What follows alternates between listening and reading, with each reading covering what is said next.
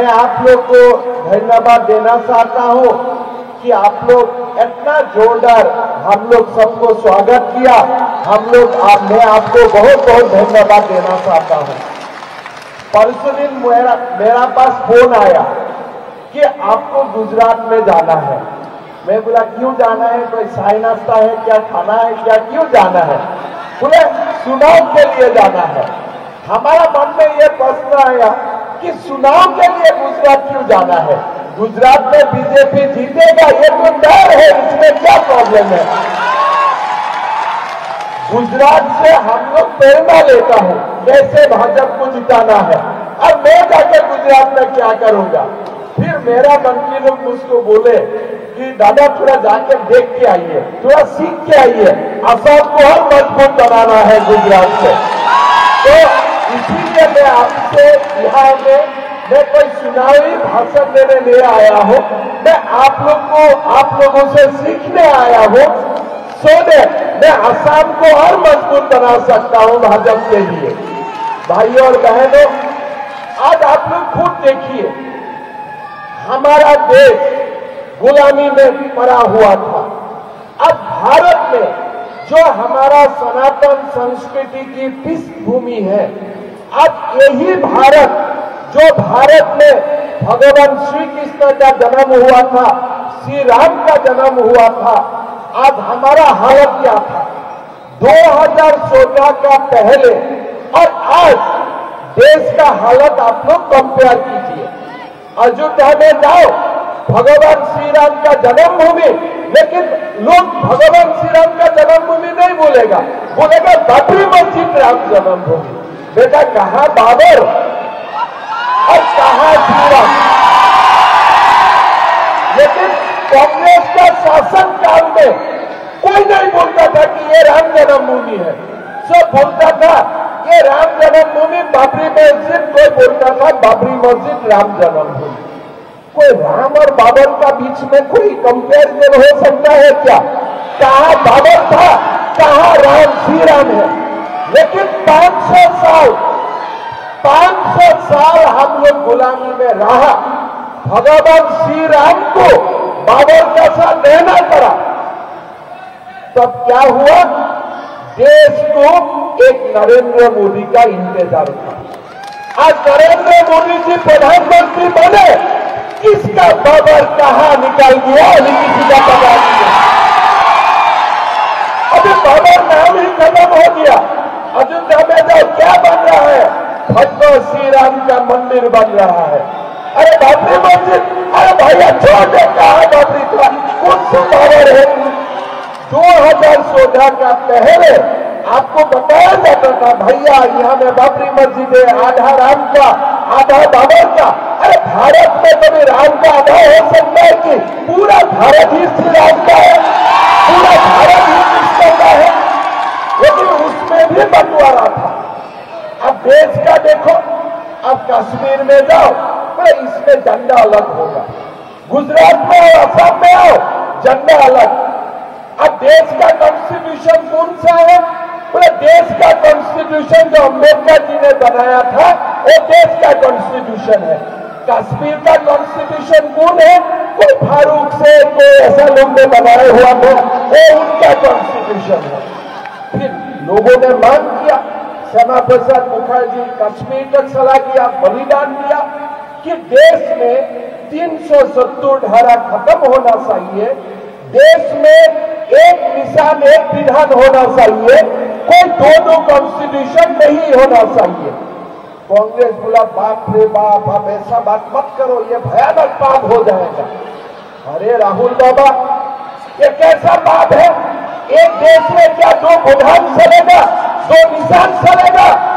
नरेंद्र मोदी और अमित भाई मिलकर 370 का सूत्रा साफ कर दिया। क्या हुआ? देश में कोई गड़बड़ी हुआ? देश में कोई हल्ला हुआ? कुछ नहीं हुआ।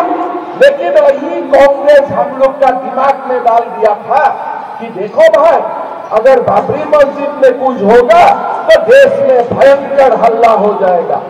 370 हटाएगा तो जम्मू कश्मीर तो खत्म, लेकिन आप जम्मू कश्मीर में आप अमरनाथ यात्रा पर भी जाओ, जम्मू कश्मीर देखने के लिए भी जाओ, कोई प्रॉब्लम नहीं है। रात 2 बजे में भी जाओ, रात 9 बजे में भी जाओ।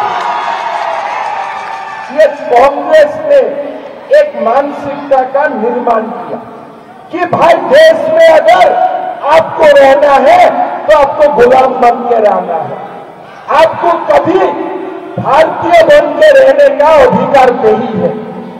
आज देश बदल रहा है। अब देखिए, मुसलमान महिला है, बेचारा एक मुसलमान बेटियों का शादी होता है, गुजरात में रहता है, हस्बैंड चला गया दुबई में। अगर गलती से उनका कोई फ्रेंड भी मोबाइल में तलाक तलाक तलाक भेज दिया, वो तलाक हो गया, शादी खत्म।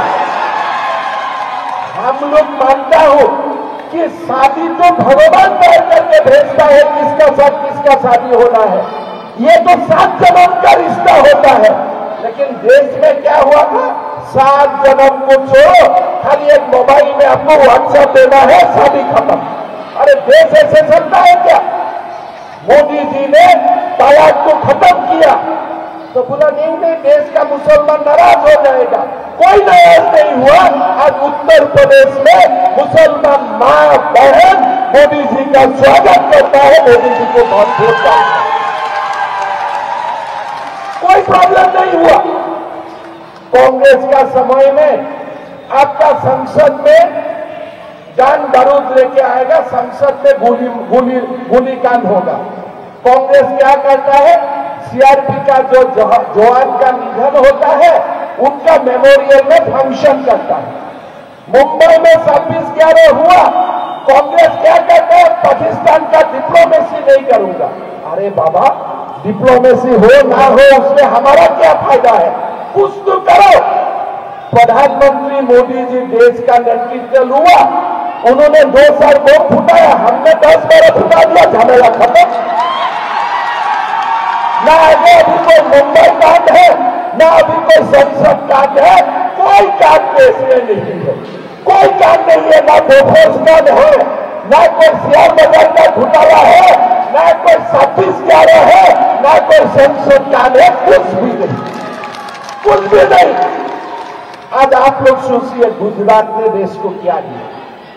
गुजरात ने देश को 500 साल का गुलामी से मुक्त करवाया, देश को एक बनाया, एक भारत श्रेष्ठ भारत, देश को संत्रासवाद से मुक्त करवाया।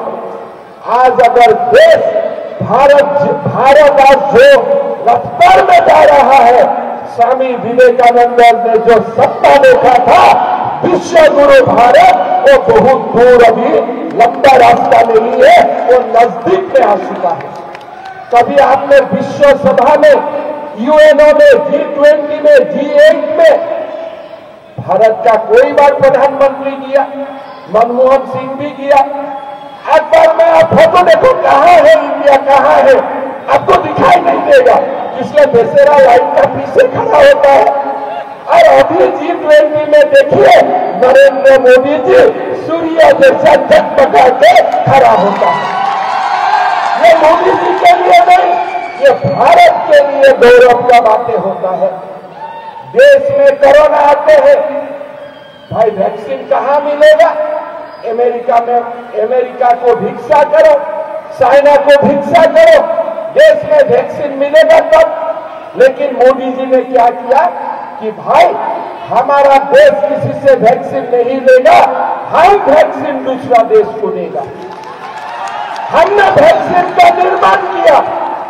ये कांग्रेस और केजरीवाल ने बोला कि भाई ये वैक्सीन में गड़बड़ी है, ठीक है तुम मत लेना, लेकिन बाद में सारा लोग लाइन करके वैक्सीन ले लिया।